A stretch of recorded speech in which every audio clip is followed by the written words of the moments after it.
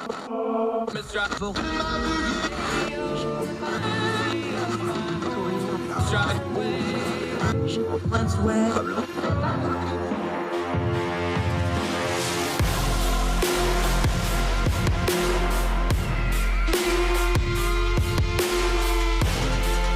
your host, Andrew Donaldson. This is Heard Tell. It's Wednesday, Heard Tell Show. I'm Andrew Donaldson. Thank you so much for joining us. It is March the 2nd, the year of our Lord 2022. A lot going on in the world. Ukraine's still going on. Had a State of the Union speech last night. Had some voting going on last night. We're going to talk about all of it. Turn down the noise of the news cycle. Get to the stuff that really, really matters. It's what we do here because, Lord, is there a lot of caterwauling going on in media, social media, and news media. We're going to try to get through it. Appreciate your time today. We're going to talk about that Texas election briefly. We actually had some voting going on last night, kind of got drowned out in a lot of the other things going on, but we're going to come back and address it. Also on the program today, cool story at the end of the show about one of the best basketball players in the world doing something really nice for somebody that was medically told they'd never play basketball, but managed to do it anyway. We always like to bring you those stories on a heavy topic day, and we will do so again today. John McCumber is going to be our guest. We're going to tee it up in the segment after this one, though. The cybersecurity war that wasn't in Ukraine. We've had a lot of speculation over the years that if we got a major shooting war going, what the cyber warfare side of that would look like. A lot of those assumptions and percolations and things that folks thought would happen haven't happened yet. We're going to talk to John McCumber about it. Our friend, he's been on the program multiple times before. He was doing this stuff before it was even called cybersecurity. Great guest. He was also a bona fide certified Cold Warrior, did his military service as a military officer in the post-Vietnam era. He's got a lot of thoughts about Russia, the old Cold War, the new hot war. Great guest. Do not miss it today. But first, we're going to start with the State of the Union. We previewed it.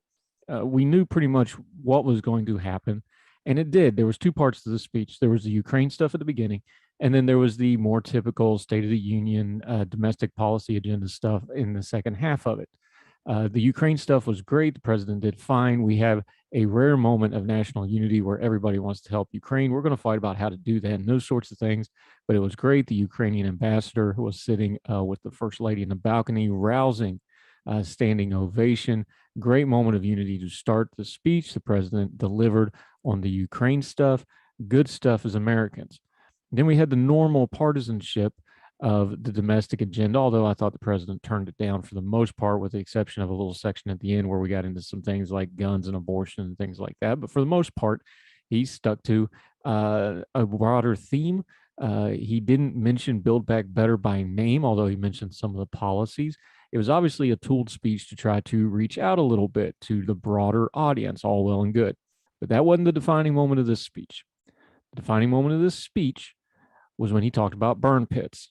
If you don't know what a burn pit is, in Iraq and Afghanistan and in other locations during the war on terror, war in Iraq, and then war in Afghanistan, the United States government had to do something with all the trash they had. So they would do exactly what it sounds like. You make a big pit, giant landfill kind of thing, you fill it up and you burn it, usually using some form of fuel, usually whatever was on hand, gasoline, JP8, JP5, whatever. This is a problem, of course, because not only is it a mess, it's also burning things that probably shouldn't be burned and then inhaled. There's a lot of data that we don't know about burn pits, but they knew it was bad enough that for years they've put letters into your VA file if you were anywhere near one of these things. I know that because I have one of those letters in my VA file from having been at Balad, LSA Anaconda. This stuff is not like smoke. There was days at Balad where it's like walking around in the thickest fog you've ever known, but it was walking around in this stuff and you're breathing it and it's heavy and it makes you sick and cough on the spot. God knows what kind of damage it does. Now, they don't know the science behind all this, but that's the thing with burn pits. And we've been waiting years to get acknowledgement of this from the VA, to get some consideration from Veterans Affairs, to get the government to work on this issue. And we finally get the President of the United States to say it during the State of the Union, the one time of the year where everybody's paying attention to a speech. And look what everybody did with it. We're all reacting to Nancy Pelosi's reaction. Folks on the right are reacting because the president brought up his son again. This idiot congresswoman from Colorado decided that that was the moment that she should get her viral clip going and shouted out about the 13 killed Marines in Afghanistan. And all the usual players in the media immediately slammed it into their narratives. They immediately started talking, how dare they interrupt the president? And others that are against him, how dare he not talk about Afghanistan? And they talk about Nancy Pelosi's weird reaction that I don't know what was going on there, but it was there and it's a viral clip. People were talking about that. And then people start arguing about the president once again, talking about his son, Beau, who died of cancer.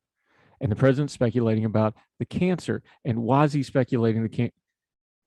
All of that noise, all of that caterwauling, all of those people that decided to once again take something that veterans have been waiting on for years, and they made it all about them. Congressman Boebert made it all about her. The media made it all about them, covering who made it about them. It just was more narrative fodder.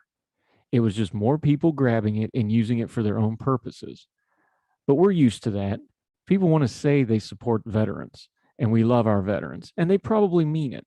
But boy, we sure are the first fodder people go to when they just want to slap a prefix onto whatever they wanted to do anyway, but try to get a little bit of righteousness to go along with it.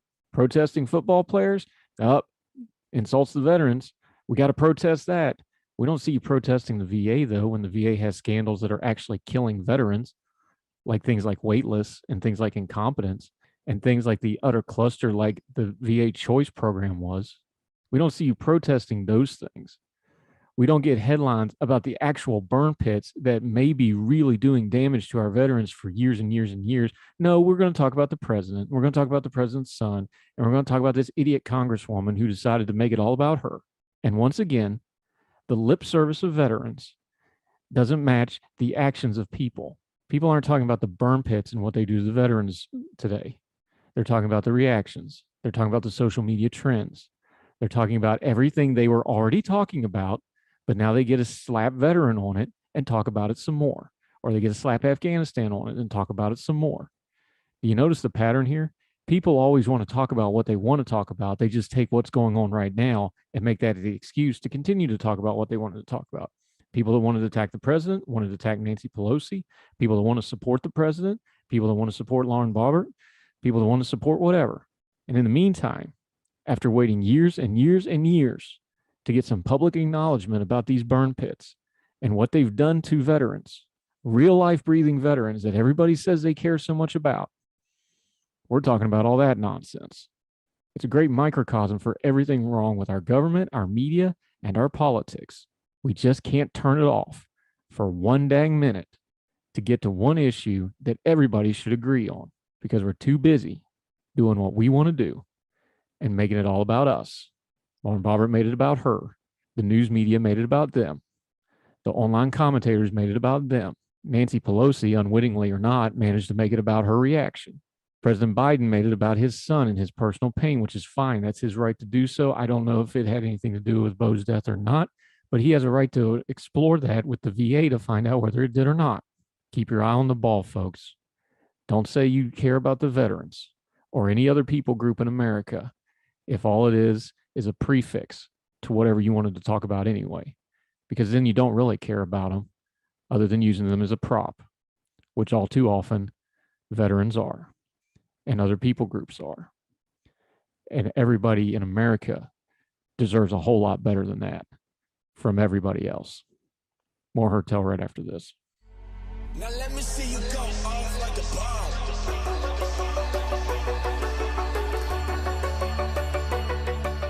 Welcome back to Hertel. I want to tee up what we're going to talk about with our guest, John McCumber, today. We love John. Glad to have him back on the program. He was a cybersecurity expert. He was doing it before it was even called cybersecurity, back when it was just information security, and then computer things were still newfangled devices that everybody was trying to figure out what they do. He knows a lot about this stuff, and we love to talk about him about these issues. But this piece from the Washington Post is part of the reason we want to talk to him, because people online and on social media have been talking about cyber warfare. And this is the first real big shooting war. We have always been told that that would involve a lot of cyber warfare, and we just haven't seen it in Ukraine versus Russia. It seems kind of odd almost.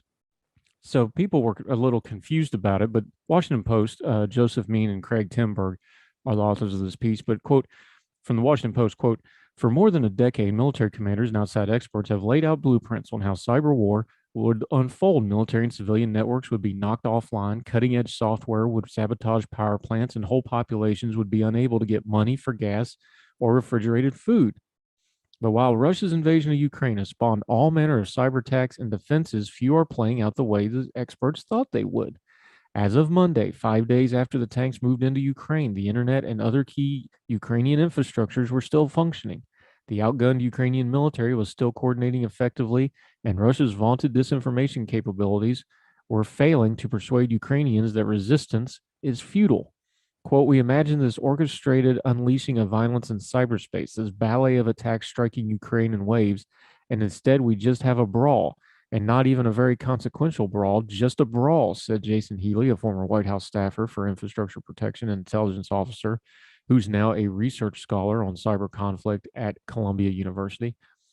A vastly large, more powerful military, one especially feared for its cyber military prowess, has allowed Ukrainians almost unfettered access to the internet. This has helped get weapons to citizens and harness social media to rally global political support through direct emotional appeals backed by stirring visuals. It's certainly not what anyone predicted, said Dmitry Alperovich. I hope I'm pronouncing that right. A longtime cybersecurity executive and U.S. government advisor who heads Silverado Policy Accelerator. Ukraine's core cyber defense has done better than expected because it focused on the issues after Russian hackers briefly knocked out power to swaths of the country in 2015 and 2016, said David Cohen, a veteran cybersecurity venture capitalist and corporate director, and because it has help from American and European experts. Quote, I would have thought that by now Russia would have disabled a lot more infrastructure around communications, power, and water, Cohen said. If Russia were attacking the U.S., there would be more cyber damage, and the absence of major disruptions predicted by cyber war doctrine has allowed Ukraine's President Vladimir Zelensky to deliver propaganda coups with little more than a smartphone and a data link. Images of civilian casualties, the brutal shelling of cities, and also some Russian losses have undermined the nation's claim of a limited and humane, quote, special military operation. We've covered in detail how that's a lie. A viral audio clip of Ukrainian soldiers on a tiny island telling a Russian warship to go F yourself has become a defining moment of natural resistance. This is all possible because of the internet and technology. Quote, it's become a global participatory thing. Everybody thinks they're part of it, said Douglas Madory, director of internet analysis for Kinnick, which tracks global data flow. It would be a lot harder to do all that if there was a blackout. Ukraine has not escaped unscathed, and some experts warn that cyber attacks or internet outages could grow as Russia's invasion intensifies in the face of unexpectedly stout resistance. Russia or its allies have already deployed software to wipe out data from some Ukrainian computers, including border control offices, but such interruptions are not nearly as widespread as in past attacks, such as NotPetya, which was the fake ransomware attributed to the Russian government, causing billions of dollars of damage, most of it in Ukraine. A lot of questions about why the cyber warfare that we thought would happen didn't happen. In fact, one of the first things I thought of on the starting hours of the invasion was, okay, any minute the lights are going to go out. We remember other military operations, like when we took Iraq, first thing we did was knock out the power. We knocked out the phones, things like this. And that didn't happen in Ukraine. So either they didn't do it, or they tried and failed, or they weren't really capable of it. This raises a whole lot of questions because we thought that the Russians were going to be really good at cyber warfare. I've got a few theories on it, but I'm going to save them because I'm going to bring them up with John McCumber. He's the expert on this. We're going to ask him. We're going to listen to his answers. This is what we do on Heard Tell. We get knowledgeable guests, we ask them directly, and then we talk about it. We're going to do it on Heard Tell right now. Right after this, John McCumber, cybersecurity, cyber warfare, Ukraine. He's also a Cold Warrior from back in the post-Vietnam era. We'll get his thoughts, broadly speaking, on the conflict in Ukraine, on the Russian conflict, and cybersecurity questions that need answers when Heard Tell comes back right after this.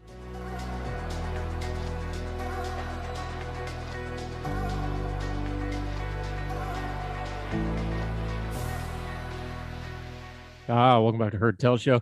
Been a while since we've had him. He's had some life stuff going on. Thrilled to have him back. Our buddy, John McCumber, cybersecurity expert, semi-retired down at Del Boca Vista or whatever. How you say it now? How's And the they'll Seinfeld both joke miss go? the old Seinfeld joke. Yeah, we made the move, so just embraced retirement. He's enjoying Florida, but he's got some work to do for us today, buddy. Appreciate your time. I want to start here, though, because I want to do some big picture stuff, and then we'll talk about the cybersecurity stuff, because a lot of people have been freaking out about that, and we want to kind of turn the noise down on that. But I want to get your perspective as somebody who's been there, done that. You are a certified Cold Warrior. You did your military service. Obviously, you grew up during the Cold War, and then your military service was the post-Vietnam era, we call it now, right after Vietnam into the 80s and the 90s. You were there for the military rebuild of the U.S. military.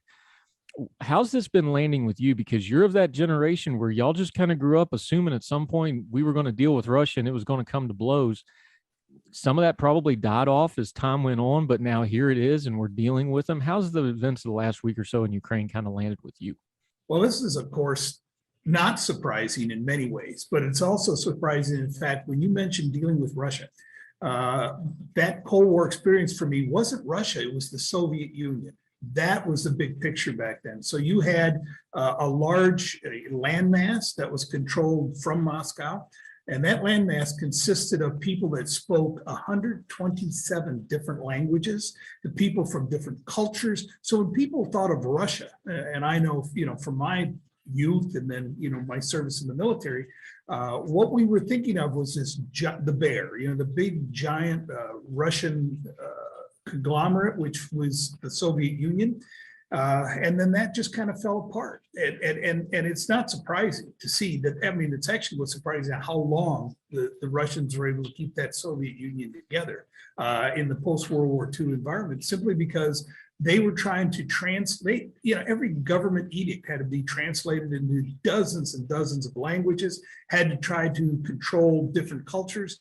And so when we thought of Russia, it was this Russia in a very big picture.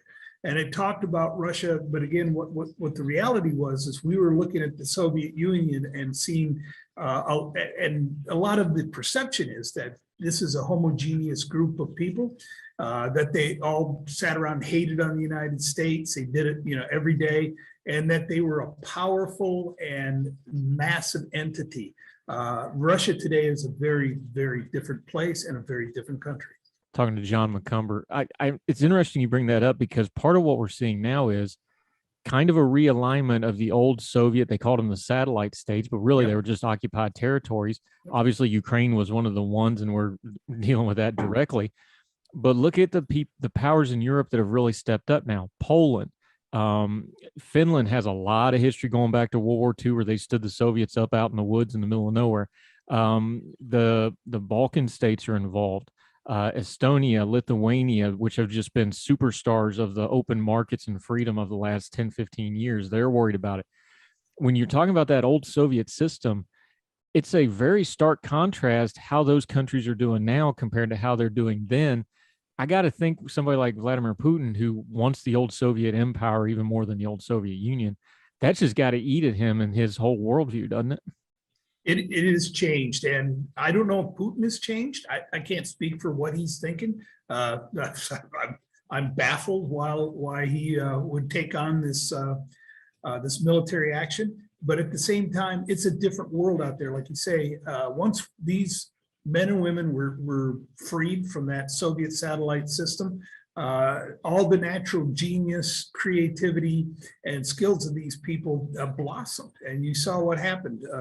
Estonia, I had the privilege of traveling through the Czech Republic only a couple of years ago, and getting the chance to see there are still remnants of the old Soviet system everywhere you looked, except for the vibrancy, the market, and the focus on this new era that was coming into being, ushered in a lot of it by information technology and the ability for them to have a worldwide audience. And so you've really seen a significant change, and he's trying to get the band back together. It's going to be hard to get that genie back in that bottle. And you mentioned the cyber part of this, the intelligence part of this, the technology. This is a technology story, because everything we know, the tactics and the ground war and the military side of it, I don't think anybody expected Ukraine to win the propaganda war from day one and maintain that win. I don't think people expected the information flow to be as good as it's been. Are you surprised by that, or did you expect it that this really was going to be an information war on top of the shooting war?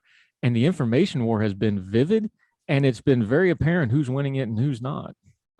Well, let's talk about that. I know that's what we wanted to talk about today, and I got some really interesting observations on that. Please. One of the information warfare, some of the information warfare principles are centered around winning that information war. And around that, again, you talk about going into a military, or a kinetic environment where you're actually going in, sending in the tanks, sending in the troops. One of the principles for most information warfare is you shut down that enemy's ability to be able to conduct information operations, propaganda. And again, it's not a value judgment. When I say propaganda, good, bad, or indifferent, whether it's true factual information you're getting out to the world or you're curating that information some way. So what you've seen here is not what I think is really telling about this environment, what's happened in Ukraine, is what's not happening. Again, you and I both have an Air Force background, and from an Air Force perspective, for airborne superiority, that's one of the first things we do in a kinetic engagement. First thing we do is send in the weasels, and they suppress everything. They suppress anti-aircraft, they suppress command and control, they suppress communications. So an information warfare principle that's carried over from, goes back centuries. But if you look at one of these principles is to shut down that environment. That did not happen. So when you look at a country like Russia, you hear about their daunting information warfare and management propaganda capabilities. What's not happening is the fact that, again, whether they thought they were just going to walk in and just take over in Ukraine, whether they didn't want to destroy or impact assets they thought they need to be able to reconstitute for their own uses, I don't know. But I do know what's interesting is what's not happening. Is the Ukrainians better than we thought, or is the Russians worse than we thought, or is it a combination of the two? And from all I can tell, it's a combination of the two. Like I say, why Putin and the forces did not go in and suppress, again, let's just use this term globally, we'll just say the internet, their ability to communicate, their ability to get out and get information out to the world. And again, what surprises me is what's not happened. Those are principles of information warfare that are used on a recurring basis. It's everybody's playbook, and it's just not happening here. What you're seeing, to quote a good friend of mine, Jason Healy, says, what you're not seeing is information warfare, you're seeing a brawl. Yeah, talking to John McCumber, cybersecurity expert, former military officer on top of that, old Cold War guy, explaining the new Cold War to us that's pretty hot in Ukraine right now.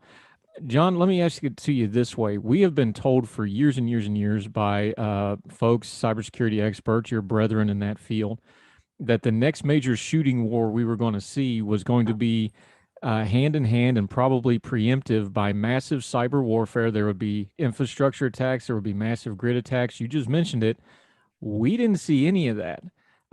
Is this a unique thing, or was that kind of overblown? How do you read that? Because we sure didn't see any of it here. We sure didn't. And again, that's what surprises me, and it has been the biggest surprise going into this scenario with Ukraine, is that it didn't happen. One of the challenges that Russia brings out, and of course we have not a dissimilar challenge. Let me talk about what that is.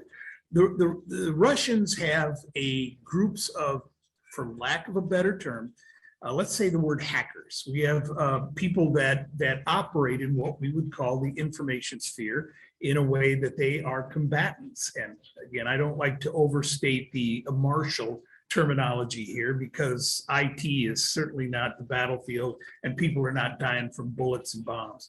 But it's important to understand that the Russians, aside from their own information warfare capabilities, have a tacit management of a rather wide variety of disparate groups of disaffected people that are involved, and that they, tacitly approve of their actions, including certain ransomware groups that have been operating over the last 5 years. So you see the Russians will allow this to happen. And they'll, I don't know how much control, and I'm not in that world anymore, so I can't even share with you some special intelligence that I have, because I don't. But the jury's out on just about how much control they have over these groups where they can maintain plausible deniability. They have the ability to sit there and let these people wreak havoc in the infrastructure and with communications, all the while claiming that, well, these are outside forces. These are not government sponsored, paid, or managed assets.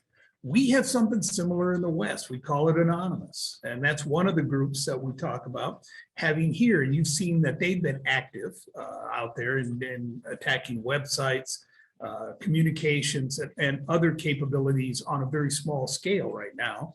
And again, they're not working at the behest of the United States government. They are not working within a structure of information warfare operations. Yet, how much we're going to sit back, watch this happen, or try to control that, again, it's going to be interesting as things unfold. Yeah, we're talking to John McCumber. He's an old cybersecurity guy, former military officer. We're going to continue to talk to him. I've got a theory on some of that. I'm going to run it by John, see what he thinks. We're going to talk more about Ukraine, Russia, cybersecurity, some of the freak out in the headlines and on social media. He's going to help us turn down the noise on that. More with John McCumber on Heard Tell right after that.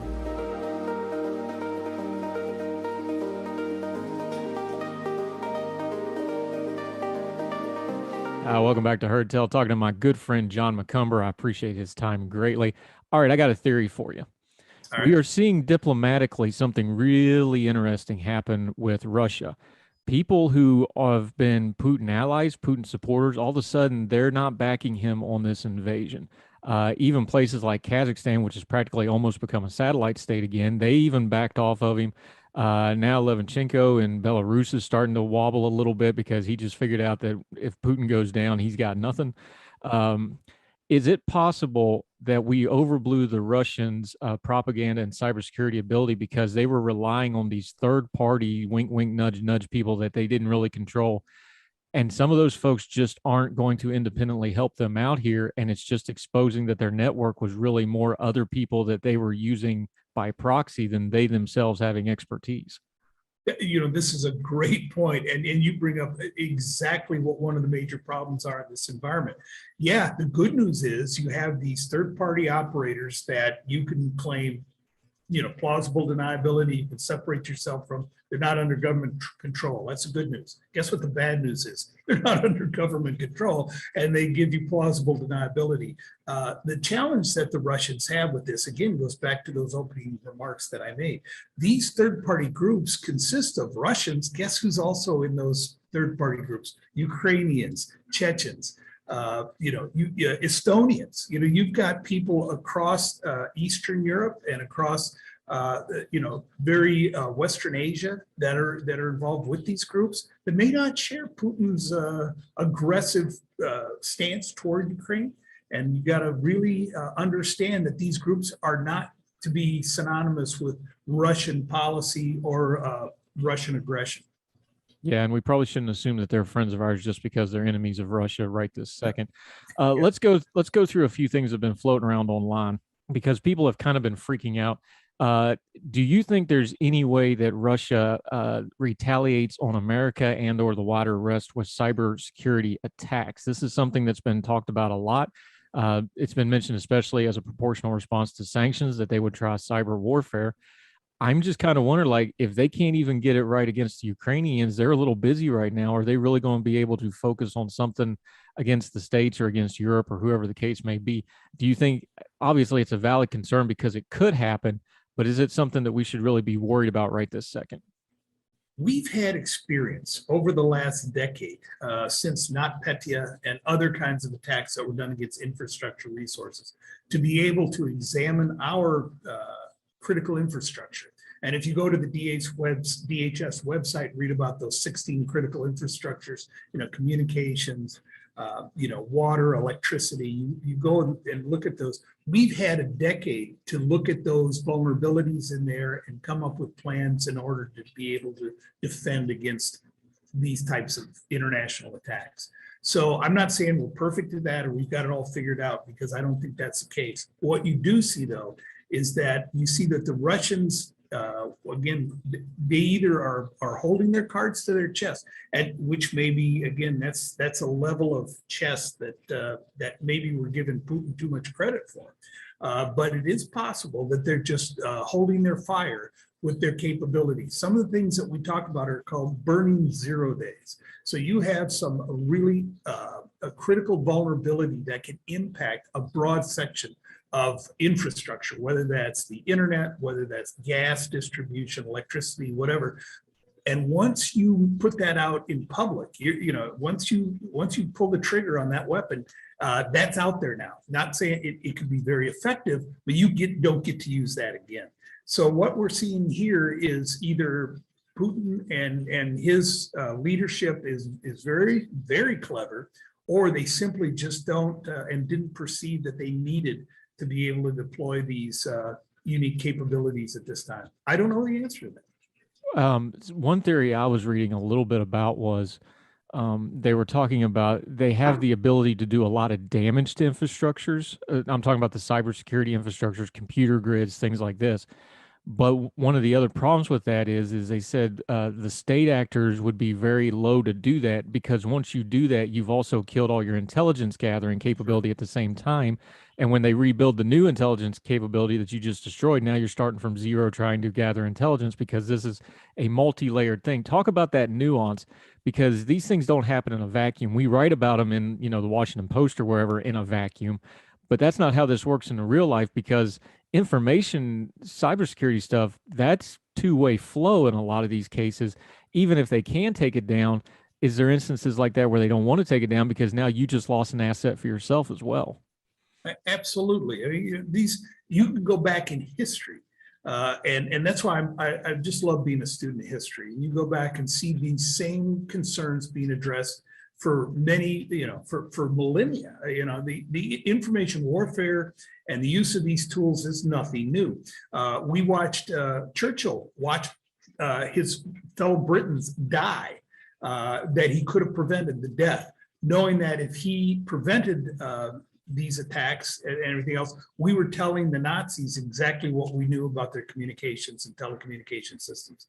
And he had to make that call. He had to sit there and watch men and women of his country, fellow countrymen, die in an attack that he could have prevented, because he didn't want to disclose what their capabilities were at that time. And that's what, again, are we seeing that here?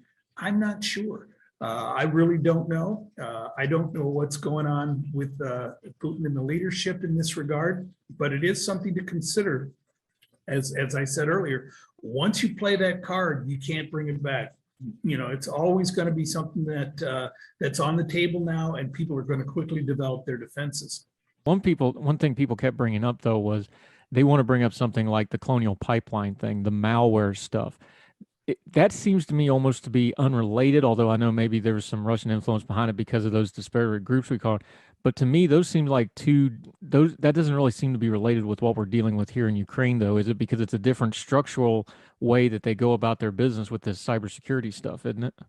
Well, one of the things that I found real helpful over the years that I did this work for the Pentagon, and I would map these out for our leadership in the U.S. When we talk about these various threats and assets that could be attacked, when you talk about a threat, you have to break down the threat into 4 components: agent, intent, target, and mechanism. So what happens is there's a variety of mechanisms that can be used. These are also referred to as vulnerabilities in these various systems. But in order to be effectively understand who's going to use them and for what purpose, because again, can you use a vulnerability that are used for, say, a ransomware attack? Can you use that for an information warfare attack on a nation state? Sure, you can. But you have to understand the agent who's initiating that attack, intent, what are they trying to do, What's the target of using this, and what mechanism are they going to use? That's going to help you more effectively understand how these kind of situations evolve and how they deploy attacks against various vulnerabilities. And these vulnerabilities we've seen, like you say, we talk about how we've seen these vulnerabilities and how they have been used in the past against commercial operators, how they're used for ransomware against medical facilities. Can I use those for nation state warfare? On that line of thought, though, I'm wondering, you used to teach this stuff. Let's say you're doing a lecture at George Washington or somewhere on what's happening in Ukraine and Russia in hindsight. Is it going to become doctrine for states and militaries now? Like we've said, you never attack with infantry until you got air cover, right? Which the Russians have screwed that up too, but that's another matter for another day. Is it just going to be, after what we've seen in Ukraine now, doctrine of you cannot have a land warfare if you do not have cyber control of the cyber realm now? Because we are watching the Ukrainians in real time affect a military campaign where they are grossly outnumbered just by staying online. That's pretty remarkable change in how warfare is conducted, isn't it? I think it's incredible. And again, it goes back to something I keep saying about this environment. It's just amazing what's not happening. Many Civil War battles were preceded by them cutting, crawling up telephone poles or telegraph poles and cutting the telegraph wires. And being able to shut down communications at Little Big Top during the Battle of Gettysburg. They cleared off the top of a mountain so they can run up signal flags on top of the mountain to communicate privately among the Union needs forces that were there at the time. So these situations are analogous to what's happened throughout history. So saying cyberspace is some kind of a new or special or sexy and exciting environment is really just an extension of what's gone on in warfare for millennia. So understanding how we handle the communications, how we understand how we allow or not allow our enemies to be able to use their infrastructure and environment. What's astounding in what's happening in Ukraine is what's not happening. Yeah, talking to John McCumber. Let's go back to where we started with the old Cold War. My concern is no matter what happens because of what Putin has done here, whatever comes next is going to be unstable and not good. Even if the Ukrainians hold them off, that destabilizes Russia, that destabilizes probably Belarus, a lot of other places. Use your Cold War experience for a minute and talk about these things. How should we as Americans prepare for what comes next in this? We're not going to, unless something escalates, we won't be committing troops, but clearly things have changed and we need to make a plan going forward. What would you recommend? There's a long list. And, in fact, somebody on, you and I have a common Twitter environment, social media, and somebody asked me, well, what do you think the president should be doing right now in this environment, rather than, watching and doing whatever they're doing right now. And I looked at this destabilization, some of the challenges here. And the first thing that I would do is start working on energy independence for the United States first, and then supporting Europe in that regard, as well as Near Eastern countries over there. Russia has a big energy, it's a big energy producer, and they distribute all over Europe. So what you're seeing is a response from NATO and others is a recognition of the fact that they're relying on Russia for a lot of their energy, oil and gas production and distribution. So one of the things that we need to do as a country is to make sure we're energy independent. What do we need to do that? Well, we need to do things like make sure we have pipelines. We need to make sure that we have harvesting natural gas from our own resources as best we can. We're able to manage those. We're able to rebuild our nuclear program, start building nuclear plants. Look what's happened in Germany. They canceled their nuclear program, and I guess they're going to try to run things with windmills and solar panels. But of course, a lot of Germany is in a northern climate. They don't have really, it's not like Southern California where they can generate wind and solar power to the degree they need. And yet, so they've got a stale nuclear program. So talking about energy independent, we have to talk about nuclear. We have to talk about energy production here in the United States as well, and energy independence.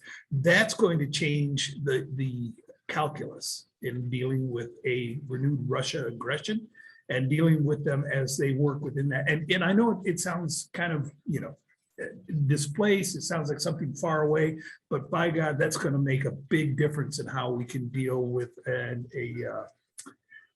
empowered or aggressive Russia. Yeah, John McCumber, great stuff.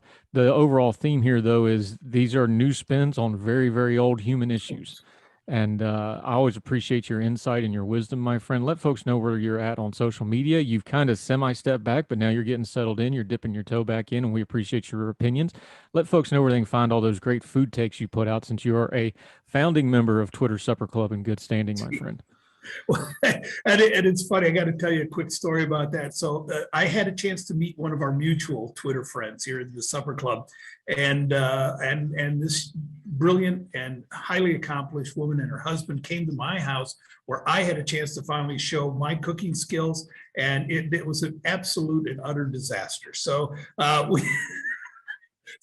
But I tell you what, I'm at John McCumber, at John McCumber is just my name on Twitter, where I live. I certainly get the privilege of writing for Ordinary Times. I got another one coming out on phase 2 of this life decision I made. So I'm just sharing with other people how I'm kind of struggling along at this phase of my career.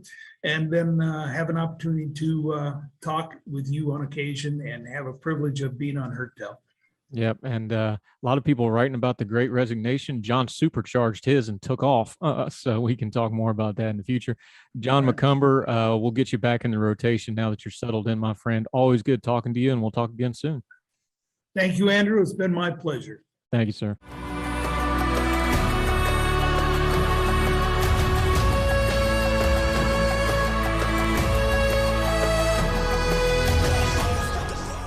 Welcome back to Hard Tell. We've been covering elections this year because it is the midterm election year. We go and talk to folks, try to get you the best information we possibly can. A lot of people talking about the State of the Union, including us. But there was some voting last night, deep in the heart of Texas. Texas had their primary last night. No real big surprises here. Governor Greg Abbott easily took care of his primary challengers. He will be up for re-election as expected. Beto O'Rourke, you remember him from his senatorial run at Ted Cruz a while back and his presidential campaign in 2020. He won the Democratic nomination for Texas governor, setting up the expected match between the two of them. The question probably is, can Beto get it to single digits, especially in a year that's going to run against Democrats? We'll see how that race shapes up. Also, interesting note to watch in the Texas Attorney General race, Ken Paxton, who has all kinds of issues, including an outstanding indictment from out of Austin, but that's another story for another day. He's going to go to a runoff. He did not clear the 50% he needed, and a familiar name in Texas and national politics will be his opponent, George P. Bush. Now, that's Jeb's son. George P. Bush made the runoff, and he will be running against Ken Paxton for AG. Kind of the story there from our friends at Elections Daily and Decision Desk HQ. Louis Gohmert, crazy Louis Gohmert, as we like to call him, because the man has lost his marbles. He ran in this race, and he probably pulled just enough support from Ken Paxton's base, the more hardcore right, the more Trumpian right, if you will, to keep him under 50% and send him off to the runoff. But George P. Bush is being projected as the one who will be in that runoff against him. So Texas dynasty against a highly problematic figure. We'll have to see what comes of that. We'll probably get one of our Election Daily friends on to talk about this race in the forthcoming days. But just to let you know, a little bit of election win deep in the heart of Texas. So Paxton is going to be up against a Bush. That ought to be fun. And Governor Abbott and Beto O'Rourke, which is something that's going to get a lot of national attention, going to get a whole lot of money. We'll see what happens, see if Beto can make a race of it. More Hard Tell right after this.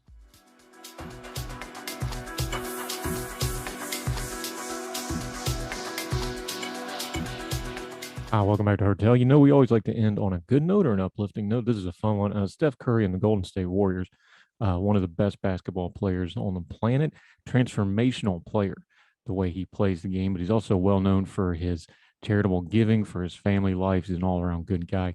This is a great story. Stephen Curry has frequently spoken about being a role model. This is from the mercurynews.com. Last week, when the Warriors were in Portland, Curry met with Matthew Spellman, an Oregon high schooler who overcame cerebral palsy to become a varsity basketball player.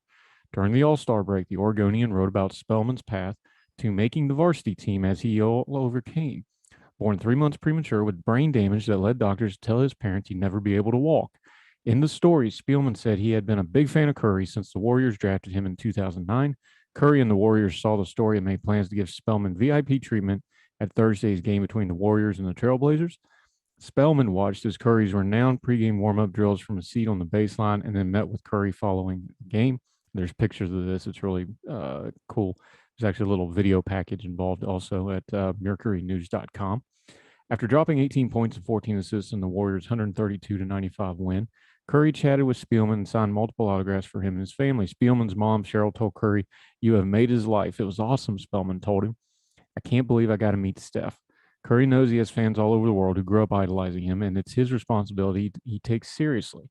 After being MVP of the All-Star game last Sunday, Curry went on NBA TV's postgame show and was asked by Isaiah Thomas about being the quote-unquote face of the league. Curry answered it this way. Listen to this quote. "It's how you impact the next generation of basketball players," Curry said. "How basketball has much further reach outside of the 94 feet in terms of impacting communities, giving back, changing narratives in society, all those types of things. If I can be a representative of that, nobody's perfect, but I can be as close to the full package in terms of taking advantage and leveraging all of those sames for some amazing change and good things, then I'm going to keep doing it. Basketball is such a vehicle for amazing things. It changed my life, and I want to keep doubling down on that and honoring that position." So good on Stephen Curry. What a story of overcoming for a young man to be premature, to be told he's never going to walk, to become a basketball player. Cerebral palsy, of course, is a very, very difficult disease. Good on this young man. Good on all these folks. Great story to end the day where we had to talk about some emotional and tough stuff, but that's what we do here. We turn down the noise of the news cycle. We don't duck the hard stuff. We talk about what matters, and it's all because of you for listening, for watching on the YouTube channel, listening on all the podcasting platforms. We sure appreciate it, and that'll do it for Heard Tell today. So we always end it by telling you to please subscribe and leave comments and leave ratings and to reach out to us. You can do it on the email, heardtellshow@gmail, or at heardtellshow on the Twitter if you'd rather do it that way. You can even leave comments. We've done segments off of YouTube comments before. Love to hear from you. Love to participate, because if you're not listening, we don't have anybody to talk to. It's a partnership, and we sure appreciate you. We see the numbers. We know you're out there, and we appreciate you giving us week over week growth every week since we started doing this program. It's very humbling.